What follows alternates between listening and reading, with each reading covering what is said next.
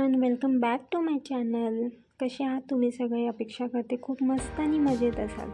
तर आजची जी रेसिपी आहे मी ती घेऊन आली त्यांच्यासाठी ज्यांना जेवण एकदम पटकन आणि पौष्टिक हवं असतं. तसं तर मुलेही आवडीने खातील, घरातले सगळे आवडीने खाऊन खुश होतील अशी ही भन्नाट रेसिपी आहे आपली. तर आज मी बनवणार आहे पालकाचे पराठे. त्यासाठी गरम पाण्यामध्ये पालक थोडा स्वच्छ धुवून उकळून घ्यायचं. साधारण 4 ते 5 मिनटं पालकाची पानं उकळून झाली की त्यांना मिक्सरच्या जारमध्ये काढून घ्यायचं आणि थंड होण्यासाठी बाजूला ठेवून द्यायचे.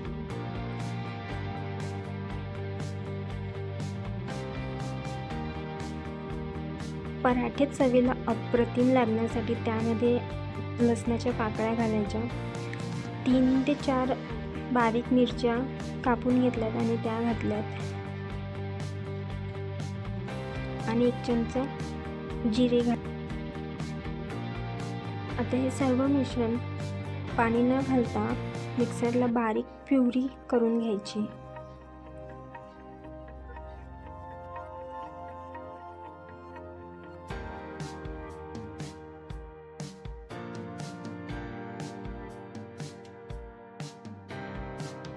पराठे करण्यासाठी गव्हाचं पीठ घेतलं, त्यामध्ये हळद, जिरे, थोडीशी बडीशोप आणि ओवा हातावर क्रश करून घ्यायचा. त्यानंतर तीळ घालायचे. हे सर्व अंदाजे तुम्ही तुमच्या अनुसार घेऊ शकता. चवीनुसार मीठ.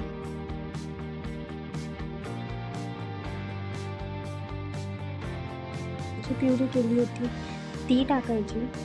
पाणी न टाकता हे प्युरी आणि सर्व मिश्रण एकजीव करून घ्यायचं. गरज वाटल्यास तुम्ही पाणी ॲड करू शकता. आपण चपातींना जसं पीठ भिजून घेतो त्याच पद्धतीने हे पीठ तसंच भिजून घ्यायचं आणि चपात्या लाटतो सेम त्याच पद्धतीने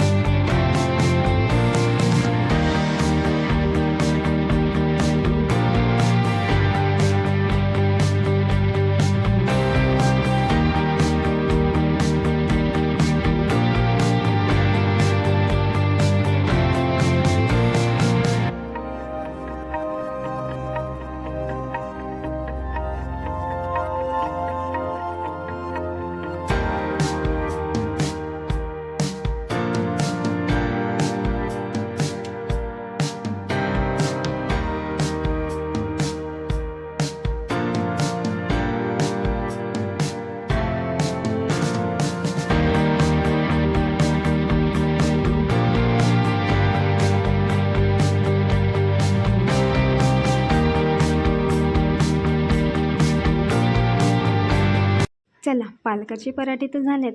त्यासोबत खाण्यासाठी मस्त अशी शेंगदाण्याची चटणी करूयात. त्यासाठी एका पॅनमध्ये शेंगदाणे भाजून घ्यायचे.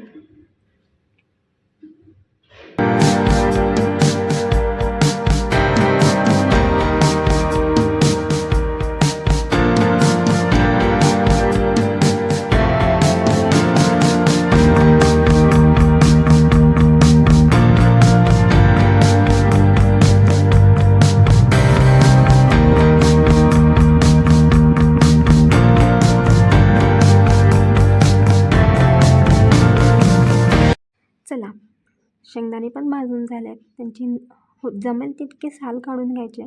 एका मिक्सरच्या जारमध्ये घ्यायचं. त्यामध्ये चवीनुसार मीठ, जिरे, लसूण आणि लाल तिखट हे सर्व घालून मिक्सरला बारीक करून घ्यायचं. अशा पद्धतीने मस्त अशी शेंगदाण्याची चटणी रेडी झाली.